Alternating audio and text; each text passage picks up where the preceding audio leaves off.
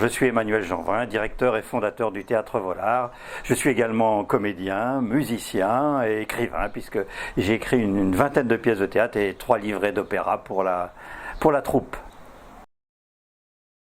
Bon, Volard, pour moi, ça évoque les débuts, parce qu'il fallait trouver un nom, on était au tampon, et le nom d'Ambroise Vollard était pas mal parce que c'était le nom d'un créole pas très connu à l'époque et qui avait été un compagnon d'Alfred Jarry, donc de la pataphysique, et comme moi j'étais assez lié à ce mouvement-là, j'ai trouvé que c'était une façon de raccorder ma propre histoire, mes idées avec l'île de la Réunion.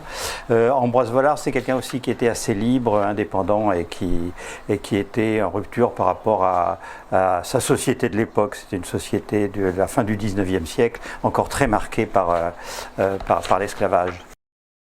Musique et théâtre, pour moi, c'est la même chose en fait. Donc, depuis toujours, j'ai pensé que ces arts étaient très très proches les uns des autres. J'ai commencé moi par être chanteur, j'ai été guitariste de rock, des choses comme ça. Et je suis très heureux que Vollard termine sa carrière par l'opéra, qui est une manière de faire du théâtre tout à fait en musique. Donc voilà, pour moi, c'est théâtre et musique, c'est la même chose. Quand je fonde Vollard, j'ai 26 ans en fait. Voilà, on s'est retrouvés au théâtre du Tampon pour faire un stage. Je ne suis pas celui qui a eu l'idée de faire ce théâtre. En fait, c'est une jeune femme qui m'avait approché et puis qui a dit tiens, est-ce que tu veux pas venir être un regard extérieur à ce qu'on est en train de faire? On voudrait fonder un club de théâtre à la Maison des Jeunes du Tampon. Et puis finalement, cette jeune femme a disparu la veille de l'expérience. Je me suis retrouvé tout seul aux commandes. Et voilà, c'est comme ça que le théâtre Vollard a commencé. En fait, c'est un peu sans le vouloir. J'avais 16 ans, 15-16 ans, je ne sais plus, au lycée, puis je suis roulé par terre avec un micro. J'avais mes copains derrière qui balançaient la sauce, comme on dit, et voilà, ça a été un bouleversement pour moi. Je me suis dit, tiens, j'étais plutôt quelqu'un de timide, et pour moi, ça a été une manière peut-être de me guérir de ma timidité. Théâtralement, je suis une vocation assez tardive, donc c'est quand j'étais à l'université que j'ai rejoint un groupe de théâtre, et disons que c'est là que j'ai appris ce métier. Au départ, c'était évidemment amateur, et donc j'en ai fait ma profession. Ça a été finalement toute ma vie. Tous les matins, comme je me levais, je me disais tiens, qu'est-ce qui va nous tomber sur la tête? Et je pense que le terme de résilience, j'aime pas trop ce mot-là, mais enfin bon, il veut bien dire ce qu'il veut dire, c'est-à-dire que en fait, on avait des ennuis tout le temps. Et on a eu pendant 40 ans des ennuis tout le temps. Ça faisait partie de l'ADN de la troupe. Ça va avec la liberté d'expression, je pense, et puis avec une manière de faire de la politique, de considérer les autorités, d'être libre et de vivre librement une vie d'artiste dans une démocratie telle qu'elle se présentait à l'île de la Réunion, c'est-à-dire une demi-démocratie, on va dire. Dans des anecdotes, il y en a une quantité industrielle. Moi, je vais garder une anecdote personnelle. C'est la première fois que j'écris une pièce de théâtre pour adultes. C'est Marie-Décembre, en fait, en 1981. Et c'est quand même assez étrange et assez mégalomaniaque de prétendre écrire une pièce de théâtre, appeler les gens à venir la voir et que les gens payent pour la voir, et voilà, et d'en faire son métier. Donc j'ai toujours trouvé ça assez excitant, étrange. Donc en fait, j'avais très très peur à la première de Marie-Décembre, parce que je me disais, ils vont me renvoyer à mes chères études. Parce que je suis nostalgique de l'époque de Vollard. Comme je disais, on a eu tellement d'ennuis, on a eu des très grands succès, mais on a eu aussi beaucoup de problèmes. Et c'est un peu sur moi que ça retombait tout ça, puisque j'étais le directeur. Donc voilà, j'ai eu affaire à tous les politiciens du coin. J'ai eu affaire au ministère de la Culture, qui n'a pas été toujours ni très honnête, ni très sympathique avec nous.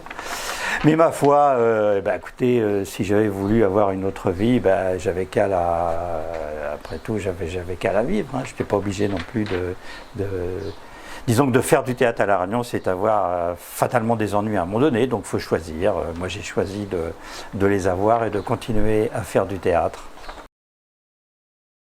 Le Théâtre Volard a vécu l'évolution de l'île de La Réunion, en fait, puisque on est né en 1979, donc pendant 40 ans, finalement, on a vécu ce qu'on peut appeler ça le développement de l'île, puisque tout a changé. Nous avons accompagné cette évolution de la société, on l'a accompagnée théâtralement.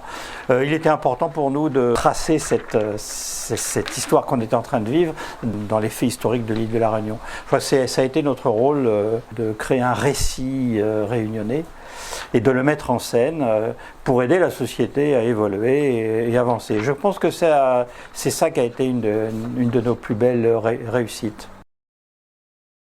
Il y a à peu près 500 personnes qui ont participé au Théâtre Volard, donc ça fait beaucoup de monde. Est-ce que on a été fâché avec certains d'entre eux? Oui, certains, mais très très peu en fait. Il y a eu des tentatives de débauchage, ça c'était à peu près constant de la part des autres troupes, de la part de l'État, de la part de tous ceux qui s'imaginaient qu'il fallait un autre théâtre que le nôtre à l'île de La Réunion. Mais comment dirais-je, ça fait partie du métier aussi. Si on le prend bien, ça permet aussi de rénover les effectifs, puisque il fallait faire rentrer des jeunes à chaque fois, il ne fallait pas qu'on vieillisse comme ça tous. Pour faire un théâtre de vieux, il fallait qu'on puisse continuer et se renouveler.